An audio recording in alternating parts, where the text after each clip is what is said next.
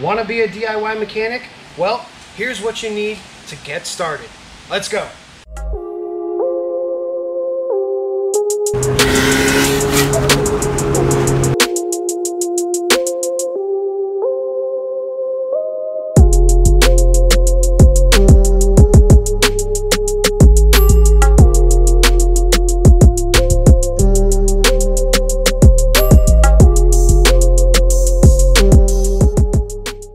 What is going on, guys? So today's something a little bit different. It's a rainy day outside, it's nasty, and we got all our work done.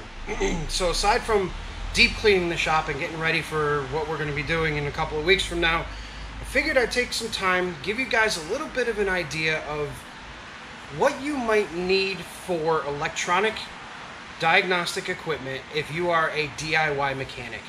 Now, we're going to go from very affordable options to very expensive options.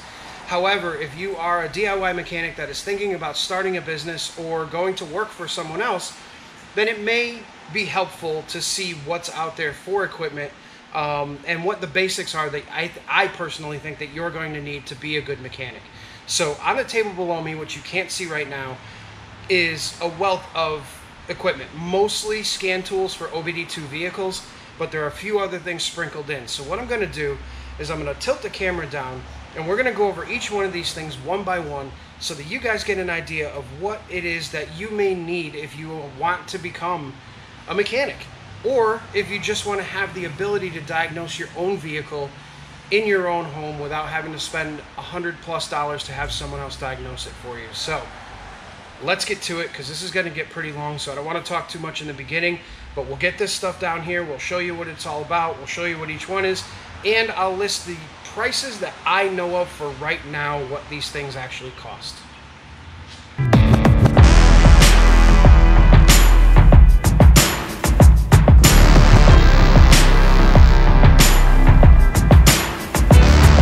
Alright guys, so here's what we're looking at, and I will zoom into each one of these, or zoom into this as we're doing it in different areas so that you guys can see the whole picture.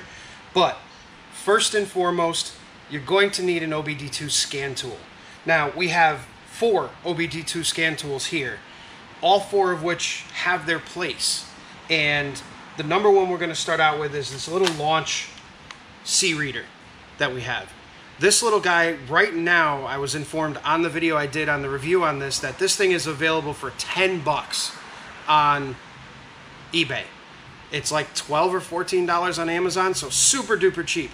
This is going to give you the ability to do your very basic OBD2 functions, such as reading codes, clearing codes, and reading some data. Now, I found in my review that this works great on domestic vehicles and okay on Asian vehicles, and absolutely does not work for crap on German vehicles. So you're going to run into a problem if you've got an Audi, Volkswagen, Mercedes, BMW, any one of those German vehicles. This has a very hard time with the OBD2 profile and protocols that the German cars use, so this is not going to be a great option. But if you have Chevrolet, GM, Honda, Nissan, Toyota, whatever you may have, this is going to get you a very basic understanding of reading codes, diagnosing what those codes are, and clearing them if need be after you fix the problem. So that's our first little guy that we're going to focus on. Like I said, that one's about 10 bucks. The second one is from a company that I use quite often, Autel, and whom I've used in the past. This is their MaxiLink. Now, this unit sells for about 60 bucks on Amazon. The last time I checked, it was $59.97. This unit is going to give you a more in-depth ability to read codes. Now, this one will do ABS systems. This one will do airbag systems, things of that nature, but it will only do those enhanced OBD codes on domestic vehicles. So Ford, Chevrolet, Dodge, Chrysler, Jeep, it will do that. On Asian vehicles and German vehicles, it will not do enhanced OBD stuff, so you get your very basic OBD functions. Now, the nice thing about this is it's got a much larger screen. It's got a much more intuitive interface. It tells you what the codes are, the code definitions, in great detail. Whereas the C reader that we were just using actually doesn't go into too much detail, just kind of gives you a brief overview of the code. This unit is actually much nicer than the C reader. A little bit more expensive, but something good to have in your arsenal when you're trying to diagnose something. Again, This will read enhanced codes with the major domestic manufacturers. Don't expect it to go too far into you know, German and Asian cars without having to kind of interpret some stuff. So this is another good unit that you could pick up for, like I said, it's under 60 bucks. The next one I want to show you guys is one that I've had for about 10 years. These are and were and are still available at Advance Auto, AutoZone, stuff like that, made by a company called Actron. At the time that I purchased this one, it was $229. I think they're down to about $129 now, somewhere around that area.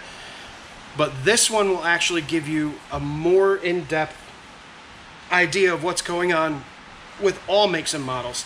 I've used it to scan BMW, Mercedes, Audi, Volkswagen, Honda, Toyota, Mitsubishi, all that stuff, and this thing has never let me down. This little scanner here is USB updatable. I've had no problems reading codes off of things. Now, you cannot do what we're going to be able to do with the next scanner I'll show you with any of these little scanners, but we'll explain that in a second. This will allow you to read codes, clear codes, and view data, which all these other ones do as well. You can view all your data PIDs, you can see what the car is doing, you can diagnose problems, you can view freeze frame data. This is a good little unit, but again, it is on the more expensive side. It is over $100. All right, so the next one that we're going to look at is on the super high end of the scale. Now, this is something that I use every day, and that is the Matco Maximus 2.0. Now, this scanner, let me just fire this thing up here. This scanner is designed for the everyday mechanic. Someone who's going to be making money off of this, someone who needs a really good scanner. So now this one is tablet based. It is an Android based application. And what's nice about this one is it has all of the makes and models that pretty much exist. Made by a company called Launch. It's got everything. It has all your reset values for doing all your oil resets. It's got a heavy duty option, which we don't have the heavy duty module because we don't need it. And it does a lot more than these other ones. Now, the main thing that this does is, one, gives you the ability to do bi-directional control. Now, what that means is all of these little scanners, these little guys here, they can only receive data from your engine's computer. They cannot transmit data to your engine's computer. That's where this one differs. This one, I can bleed ABS systems that need electronic bleeds. I can reset electronic emergency brakes. We can, you know, we can actually activate sensors. We can activate switches. We can activate windows and horns and lights and all kinds of other stuff with this particular guy. This is what's called bi-directional connection, meaning that it can both receive from your engine's computer and transmit to your engine's computer. So this is good for if we do an ECU replacement, we can reprogram the new ECU. If we do a module replacement, we can reprogram that module. I can program keys, I can program key fobs, I can, you know, do idle relearns, I can do crank position sensor relearns. We can do all the stuff that we need to do when we start replacing things. And I don't know how well you guys are going to be able to see this. I'll try to zoom over to it. But these are all the connectors that this unit comes with. We have all of the old style Honda, Mazda, Daewoo, Kia, Mercedes-Benz, Chrysler, BMW, all of the connectors that you're going to need. Like for instance with BMW, this connector right here is the 20-pin underhood BMW connector that a lot of the late 90s and early 2000s OBD2 vehicles utilized. Now, the OBD2 port is pretty much a dummy port in these vehicles, and it's just going to give you information. You cannot do any sort of bi-directional control on a 90s or early 2000s BMW without having this 20-pin adapter. If you're utilizing just the wireless OBD2 adapter, you will not be able to do any sort of bi-directional control. You need to have that 20-pin adapter. And some of the older cars are a lot like that, so you're going to have to keep an eye out for that. Now, like I said, this scanner here is something that you purchase when you're serious about being a mechanic. If this is something you want to do full-time, if this is something you're going to go work for somebody for, this is when you would purchase one of these. Now, as of last viewing, the base model unit without any options is $3,200. When you start adding options to it, like the scope and everything else, you're getting right around the $10,000 mark.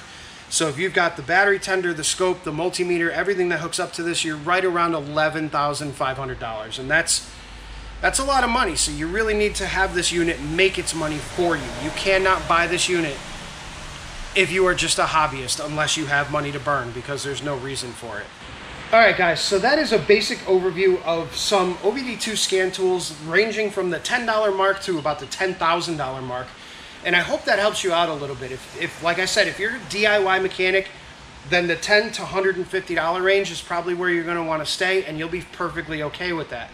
If for some reason you're a DIY mechanic that needs bi-directional controls, there are some smaller scan tools that are in the $500 and $600 range that will do some limited bi-directional stuff.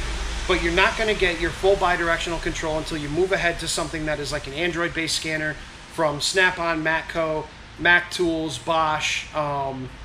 There's a ton of them out there that you're going, Autel is another one.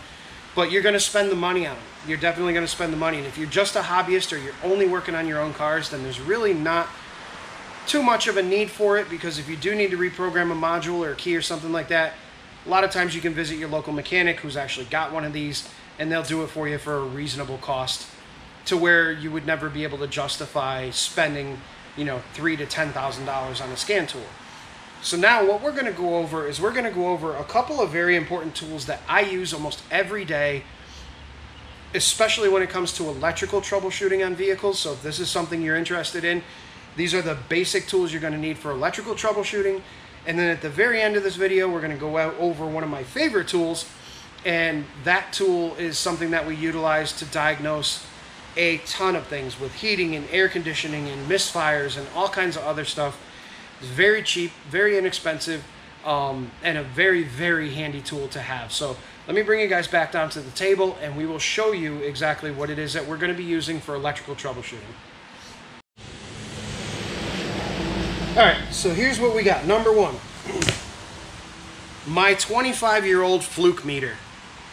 This is a voltmeter. This will measure current, voltage AC, voltage DC, current AC, current DC, diode check, ohm check, and a millivolt scale. The very basic of basic voltmeter is what you're going to need. This one, at the time that I bought it 20-something years ago, was about 300 bucks. Now you can get very inexpensive voltmeters that are, halfway decently accurate for $20. You don't have to have a fluke. You don't have to have, the best of the best. You just need to have something that works. This is going to be your most important for testing things like battery voltage and current draw, and as well as, various other items that you might need to do with it. Testing voltage drop, testing, light bulb sockets, anything that's got 12 volts on it, this is going to come in super handy for testing. Now the next one that I use all the time is this little guy, and this is another one I've had for about 10 years. This is a Craftsman amp clamp, and the reason why I bought this particular one at the time that I did was because I needed something that did DC amperage. This one does DC amperage. There aren't many out there that do that at a relatively reasonable cost. I think I paid about 100 bucks for this one. But basically what you can do is you can literally wrap this around a wire like so and measure the current that is going through that wire. So that's helpful, and if you're diagnosing, a radiator fan that might be going bad or a current draw, you can wrap this around the positive cable of your battery and see what kind of amperage it's actually drawing. And by doing that, you can determine, is there a draw in my car? Why does my battery keep going dead and everything else? And that works super, super well. Now, the other thing that I like about this particular unit and what I use quite often is this little guy. So this is basically a K-series thermocouple, and you plug it in here and here. And when you turn this dial to temp, it will show you what the current temperature is. Now, right now we have, it's set in Celsius, so we can actually change that. So right now it's 76.1 degrees out. So if we hold on to this thermocouple right here, we can see that it increases. So what I'd use this for a lot of times is when I'm troubleshooting an AC problem where the customer says it's blowing warm air, we can test and see exactly what's coming out of the vents. I'll utilize this for, testing under hood temperatures to make sure there's not any excessive temperature under the hood. cabin temperatures, things of that nature. You can even use it to test components to make sure that they're not getting super hot. So that is another must-have for electrical troubleshooting on a vehicle. All right, so now, I told you guys, last but not least, we were going to go over one of my most favorite tools in the world, and this particular tool is your infrared thermometer. And not only is it fun to play with the cat and the dog with it, but it also gives you very accurate readings of what the temperature is. So these things can be super useful in everything from testing output of the heating system, the cooling system. You can utilize this on each runner of an exhaust manifold to see if there's a difference. And 9 times out of 10, if there's a cold runner, you can tell that that cylinder's misfiring. There's a bunch of things that you can do with this little tool that will make your life a million times easier, especially on some of these cars where it's very difficult to get to things. I've used it to test, oh, look at that, the upper radiator hose is 75 degrees, but the lower hose is 220 degrees. We have a problem. You know, we've used this thing to say, oh my God, look at that cylinder head is super hot, this one's super cold, we have a problem. This tool comes in handy so many more times than you can imagine. It's absolutely unbelievable. So yeah, go get yourself one of these. I think they run about 35 bucks. This one I think I paid 74 when I bought it, but that was, again, probably 20 years ago I bought this thing. So it's a good little tool to have.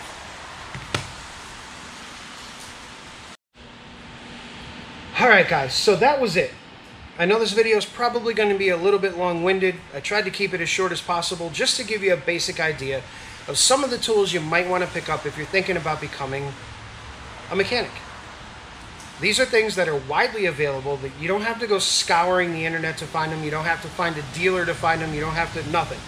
9 times out of 10, you can even walk into your local Advanced Auto Parts, O'Reilly's, you know, Harbor Freight, Princess Auto, wherever you may live, and find one of these devices to pick up for, you know, less than $100 so that you yourself can actually diagnose your vehicle. And believe it or not, when a homeowner or a DIY mechanic actually has one of these scan tools and can bring it to me and say, hey, listen, I have X, Y, and Z codes, they keep coming back, they're great, gives me a way, you know, somewhere to start. Because a lot of times what'll happen is they'll take it to AutoZone or Advanced Auto, they'll read the codes, they'll clear the codes, then they bring the car to me. And they say it's got a problem, but it's got no codes. So then I have to drive the car, regenerate the codes, everything else.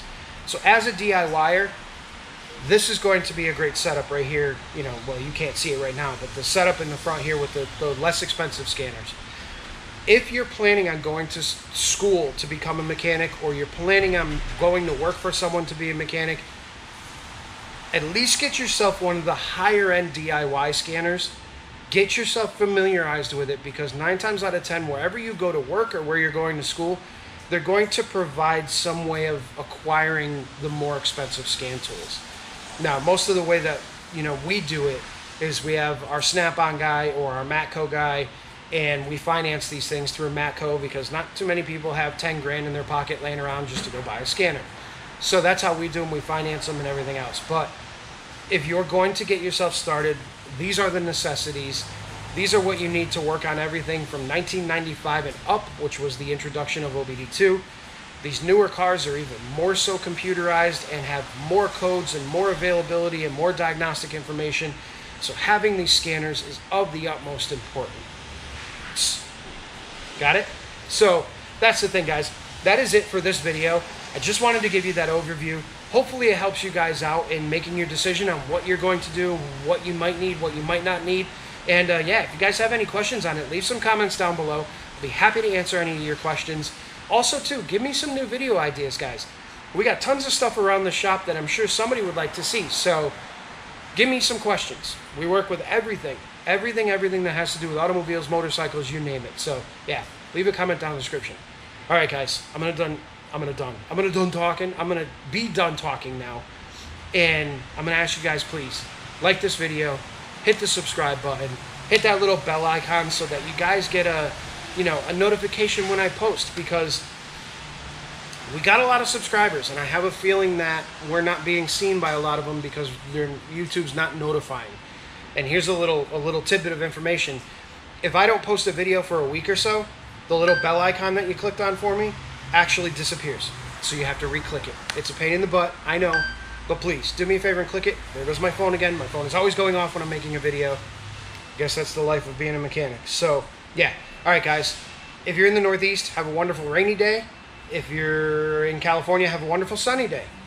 If you're in, I don't know, wherever you might be, have a great day. I'll see you guys on the next one.